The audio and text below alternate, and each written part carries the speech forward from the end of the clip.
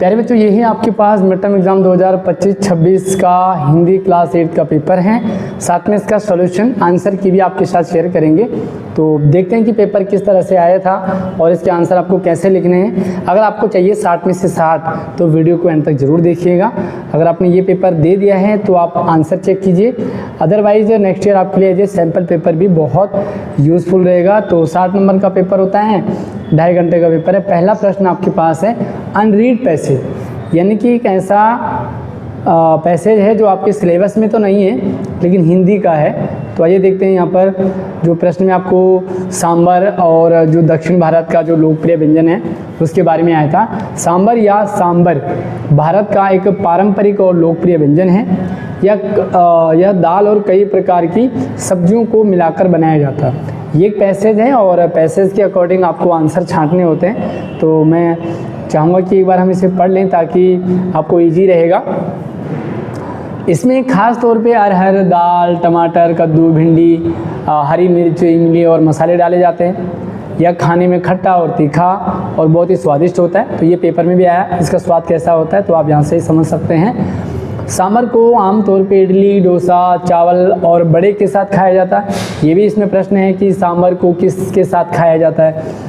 यहाँ न केवल स्वाद में अच्छा होता है बल्कि सेहत के लिए भी अच्छा होता है। इसमें प्रोटीन, फाइबर और विटामिन भरपूर मात्रा में होते हैं। ठीक है, तो अब यहाँ पे प्रश्न है आपके साथ कि सांभर किसके साथ खाया जाता है। तो चाय के साथ, भटूरे के साथ, डोसा के साथ और कचौड़ी के साथ। सीधा सा सवाल है और प्यारा सा आंसर है, सांभर जो है वो डोसे के साथ खाया जाता है। ठीक है, सबसे पहले आप प्रश्न को पढ़ेंगे तो आपको इजीली आंसर आ जाएगा। आप पैसेज को पढ़े एक बार आपको 5 नंबर जो आपके हैं वो आराम से आपको मिल जाते हैं। आप मुझसे व्हाट्सएप और इंस्टाग्राम से भी संपर्क कर सकते हैं। मेरा व्हाट्सएप नंबर, इंस्टाग्राम आईडी इसी वीडियो के डिस्क्रिप्शन में डाला है, तो आप चेकआउट जरूर कीजिएगा। इंस्टाग्राम पे फॉलो जरूर कर दें।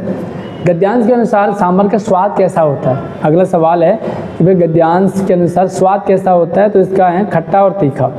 पैसेज में आया है, इसके अकॉर्डिंग आपको ये आंसर, एक ही आंसर लिखना है। 4 ऑप्शन में से एक ही सही आंसर है, सही को टिक कर देना है। अब आपको लिखने वाला है, एक पहला वाला सवाल 1 नंबर का, दूसरा वाला 2 नंबर का है। 1 नंबर वाले सवाल का छोटा सा आंसर होगा, 2 नंबर वाले सवाल का थोड़ा सा बड़ा आंसर होगा। गद्यांश के अनुसार सांभर में मुख्य रूप से कौन सी दाल डाली जाती है, तो मुख्य रूप से आप लिखेंगे गद्यांश के अनुसार सांभर में मुख्य रूप से अरहर की दाल डाली जाती है। ठीक है, अरहर की दाल का ऊपर जिक्र आया है। और अगला है कि सांभर को सेहत के लिए अच्छा क्यों माना जाता है। इसका आंसर लिखेंगे कि सांभर ना सिर्फ स्वाद में बल्कि सेहत के लिए भी अच्छा होता है, क्योंकि इसमें प्रोटीन, फाइबर और विटामिन भरपूर मात्रा में होते हैं। 5 नंबर आपको आसानी से मिल जाते हैं, बहुत मज़ेदार तरीके से। अगला आपके पास एक कविता है। इस कविता से भी आंसर छांटना बड़ा आसान है। जो भी बाधाएं आई उन सब से ही लड़ा हिमालय, इसीलिए तो दुनिया भर में हुआ सभी से बड़ा हिमालय। खड़ा हिमालय बता रहा है डरो ना आंधी पानी से। इसमें आपको हिमालय की विशेषता बताने के लिए भी प्रश्न आए हैं। हिमालय की तारीफ हम क्यों कर रहे हैं, तो ये सारी चीज़ें ध्यान से समझे। डरो ना आंधी पानी से में खड़े रहो अपने पथ पर, सब कठिनाई तूफानों में डिगो न अपने प्रण से, तो सब कुछ पा सकते हो प्यारे, तुम भी ऊंचे हो सकते हो, छू सकते हो नभ के तारे। बहुत ही प्यारी सी कविता है। कभी विचलित ना होने की बात की गई है। हमेशा आगे बढ़ते रहो, हिम्मत रखो, साहस रखो, हर किसी परेशानी का सामना करो, डरो नहीं, घबराओ नहीं। इसके ऊपर एक कविता है। तो काव्यांश के अनुसार जीवन में कठिनाई आने पर क्या करना चाहिए, तो जीवन में कठिनाई आने पर आपका जो करेक्ट आंसर है वो है डटकर सामना करना चाहिए। ठीक है, जो भी कठिनाई आए उसे भागना नहीं है, छुपना नहीं है, अनदेखा नहीं करना, बल्कि डटकर सामना करना है। बस एक ऑप्शन आपको टिक कर देना है, आपका पूरा नंबर मिल जाता है। काव्यांश के अनुसार छू सकते हो नभ के तारे पंक्ति का क्या भाव है। भाई आसमान के तारे कैसे छुओगे, तो जीवन में सफल होना, आसमान के तारे छूने का मतलब है जीवन में सफल होना। तो कवि कहना चाह रहे हैं कि आप मेहनत करोगे तो जीवन में सफल हो जाओगे, आसमान के तारे छू सकोगे, मतलब सारे काम आपके बन जाएंगे। अब आपके आंसर है लिखने वाला, ऊपर आपको टिक मार्क है, नीचे आपको आंसर लिखना है। काव्यांश के अनुसार किससे नहीं डरना चाहिए? तो आप लिखेंगे काव्यांश के अनुसार हमें कठिनाइयों से, परेशानियों से, मुसीबतों से नहीं डरना चाहिए। 1 नंबर आपका पूरा है। दूसरा लिखा काव्यांश के अनुसार हिमालय की 2 विशेषताएं बताइए। तो सबसे पहली विशेषता काव्यांश के अनुसार हिमालय की निम्नलिखित 2 विशेषताएं। पहला, हिमालय कभी भी झुकता नहीं है। दूसरा, हिमालय परेशानियों का सामना करता है। हिमालय जो है हर मुसीबत को डट करके उसका मुकाबला करता है और जीवन की ऊंचाइयों को छूता है, ठीक, आगे बढ़ता रहता है, अपने कर्तव्य पथ पर डटा हुआ है, कभी विचलित नहीं होता।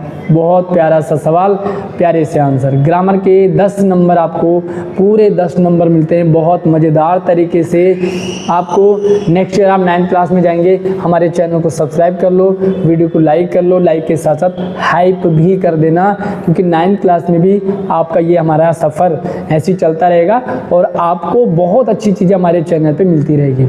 सब्सक्राइब अभी कर लो और नोटिफिकेशन घंटा जरूर दबा देना, ठीक है। अगला सवाल है मिलान करना आपको, तो विशेषण से सवाल है। विशेषण की बढ़िया वीडियो मैंने बनाई हुई है, तो विशेषण आपको छानने हैं। गुणवाचक विशेषण, ठीक है, कैसे करना है? गुणवाचक विशेषण है आपका गोल चूड़ियाँ। संख्यावाचक विशेषण, तो संख्यावाचक विशेषण आपकी 4 मुंगेरियाँ। और परिमाणवाचक विशेषण है 3 लीटर दूध। बहुत प्यारा सा सवाल, प्यारा सा आंसर, 3 नंबर आपको पूरे मिल जाते हैं। आगे सविनय शब्द में निहित उपसर्ग क्या है? तो सविनय शब्द में उपसर्ग है स, तो आपको लिखना है, सिर्फ लिखना है स, और आपका आंसर पूरा 1 नंबर आपको मिल जाता है। बहुत मज़ेदार तरीके से आप ग्रामर के सारे नंबर ले सकते हो।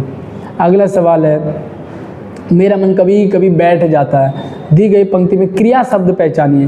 क्रिया, जिस शब्द से किसी काम के करने या होने का पता चलता है। अब इसमें कौन सा काम हो रहा है? मन का बैठना, तो आप इसमें क्रिया शब्द छांटना है, तो क्रिया शब्द है बैठ जाना, ठीक है। बस ये आपका क्रिया हो गई। रानी शब्द का लिंग बदलो, तो रानी शब्द का क्या होगा?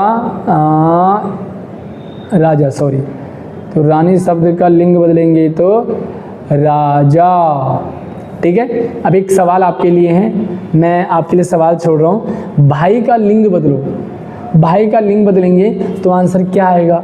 कमेंट में बताइए। भाई का लिंग बदलने पे सही उत्तर क्या है? थोड़ा सा सोचो समझो, कमेंट में ज़रूर बताना।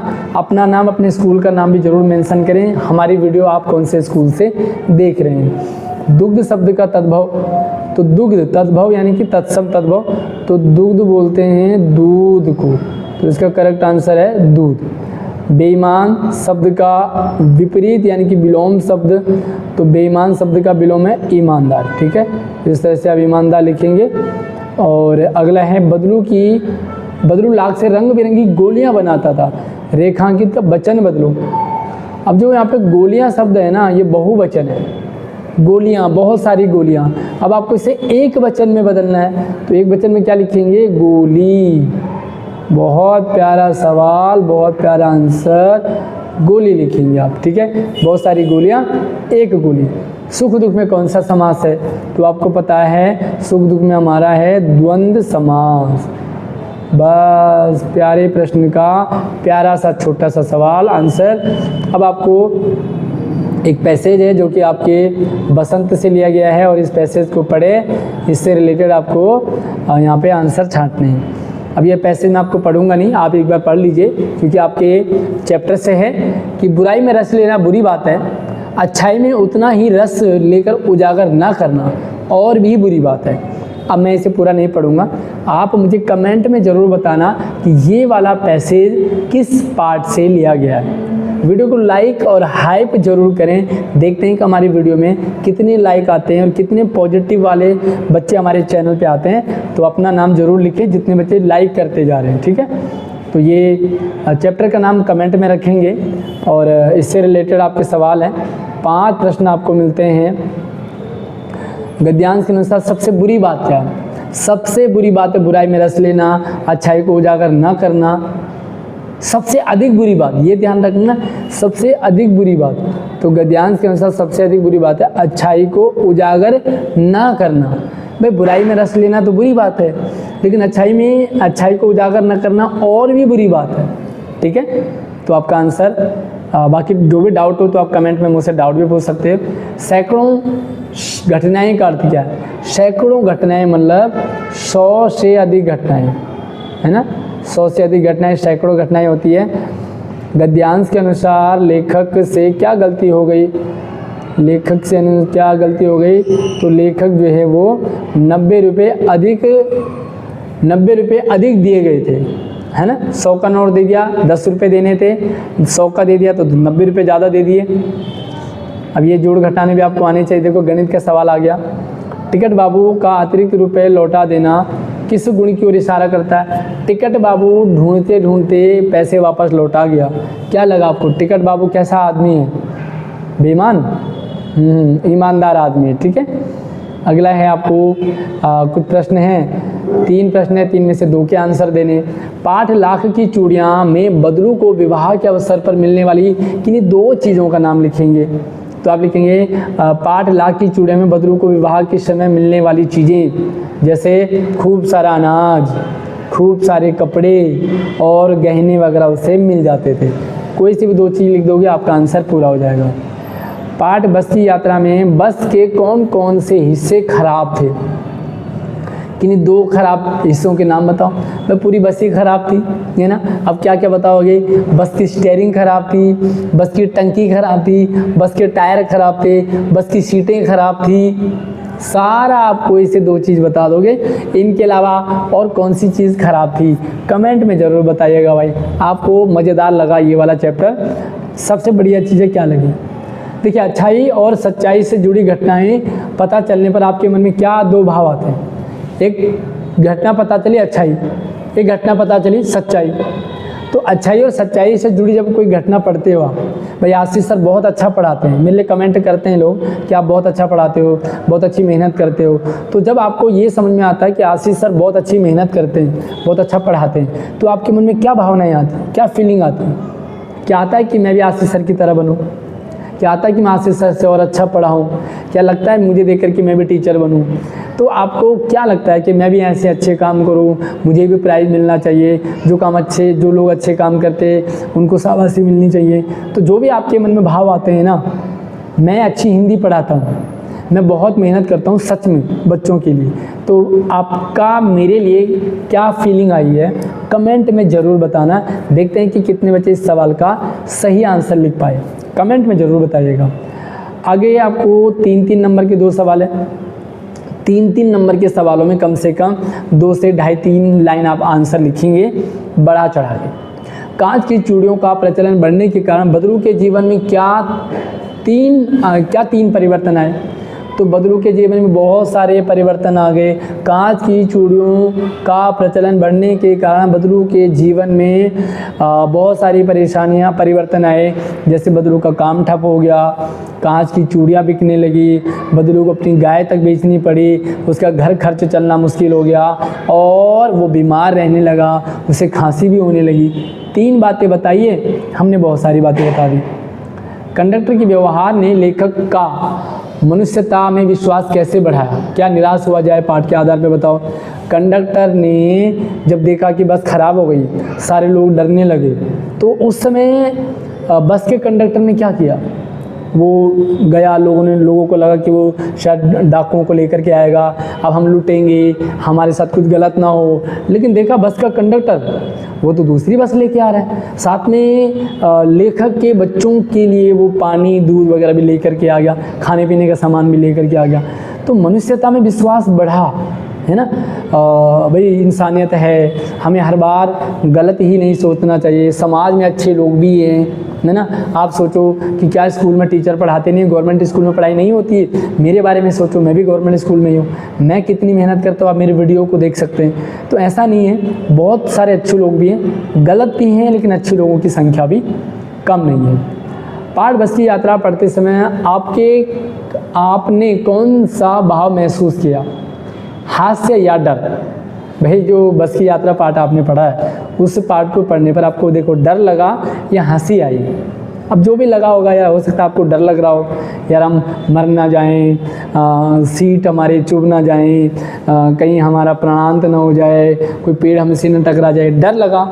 या हंसी भी आई होगी, यार कैसी बस है ना, उसमें कंडक्टर जो है वो ड्राइवर इंजन को माँ की तरह दूध पिला रहा है, सीट पता ही नहीं चल रहा हम सीट के ऊपर है कि हाँ सीट हमारे ऊपर है।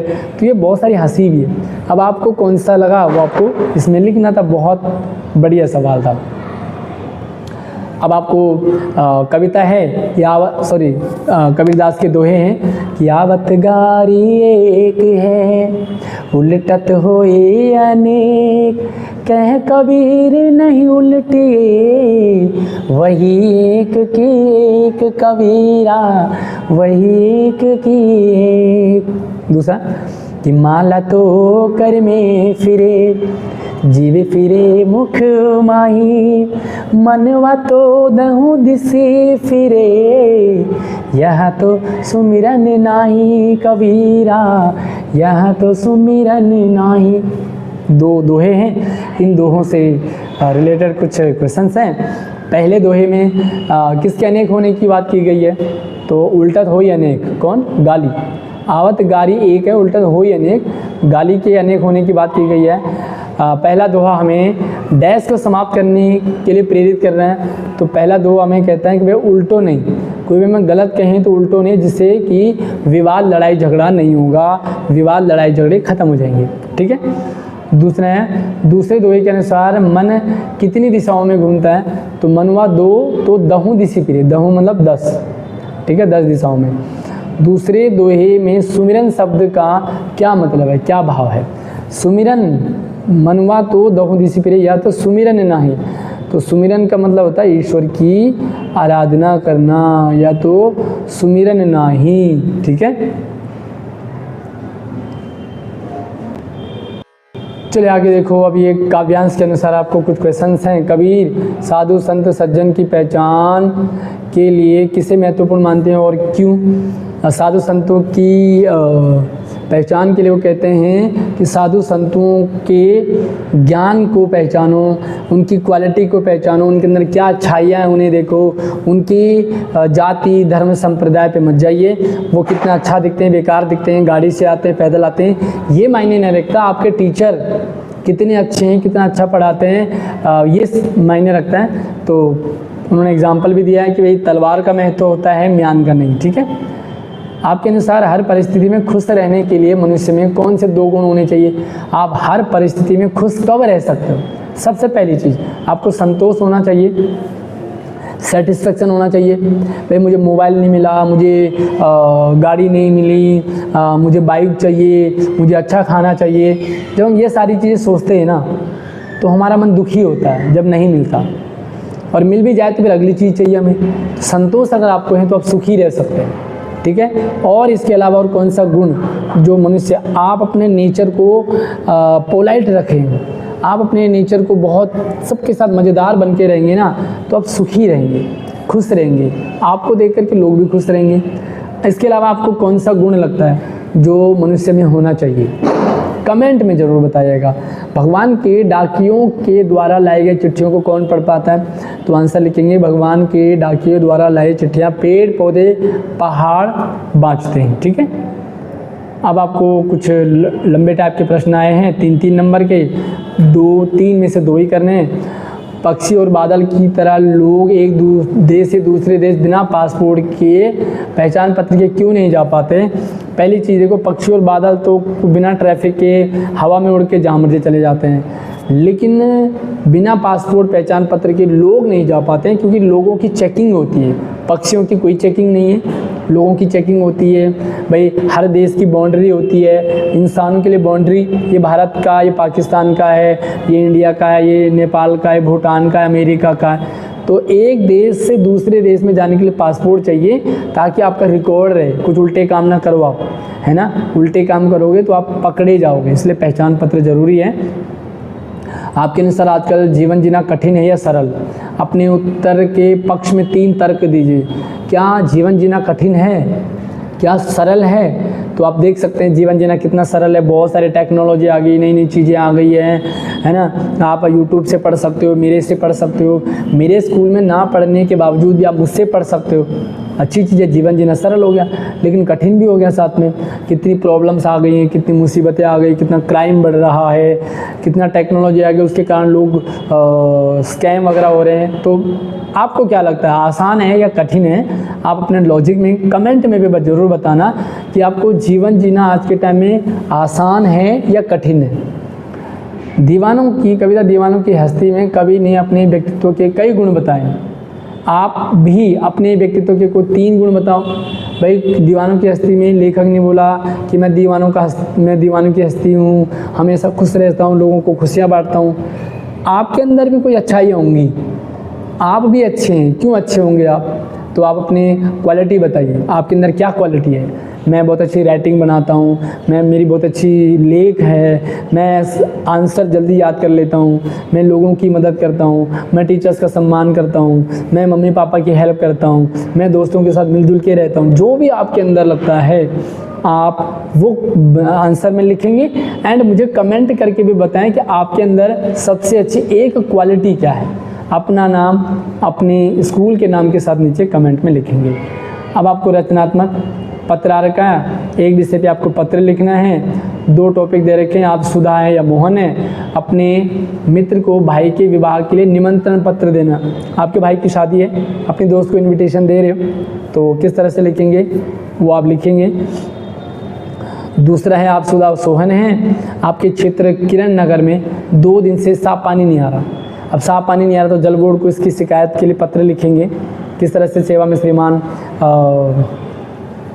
दिल्ली जल बोर्ड अधिकारी महोदय, दिल्ली जल बोर्ड दिल्ली वगैरह वगैरह जो भी लिखेंगे एड्रेस वगैरह, तो महोदय लिखेंगे कि हमारे इलाके में 3 दिन से पानी नहीं आ रहा, बहुत गंदा पानी आ रहा, हम उससे पीने को मजबूर हैं, परेशान हो रहे हैं, कृपया करके पानी की व्यवस्था ठीक करें, जो भी कुछ है। और आप पत्र लिखेंगे, बहुत बढ़िया। अनुच्छेद जीवन में शिक्षा का महत्व, या मेरा प्रिय मित्र, या मेरा प्रिय गीत। गीत यानी कि गाना, सॉन्ग। अब आपने किस टॉपिक पर लिखा कमेंट में ज़रूर बताइए। साथ में आप किस टॉपिक पर लिखना चाहेंगे। अगर ये पेपर आपके पास आएगा तो आप किस टॉपिक पर अपना पत्र लिखना चाहोगे, या अनुच्छेद लिखना चाहोगे, कमेंट में ज़रूर बताइए। अगली वीडियो में मिलते हैं, तब तक आप अपना ख्याल रखिए। ओके, कितने नंबर आपके आ रहे हैं इस पेपर के अकॉर्डिंग आप अपना एक्सपीरियंस ज़रूर शेयर करें। बाकी हमारे चैनल के रिगार्डिंग भी आपको 9th क्लास की बहुत अच्छी तैयारी करवाई जाएगी, तो आप चैनल को सब्सक्राइब कर लो। हमसे व्हाट्सएप और इंस्टाग्राम से संपर्क में रहिए ताकि कोई भी अपडेट आए तो आपको मैं बता पाऊँ, और आपको कोई डाउट कन्फ्यूजन हो तो आप मुझसे पूछ सकें। अगली वीडियो में नई टॉपिक के साथ मिलते हैं, तब तक आप अपना ख्याल रखिए। जय हिंद।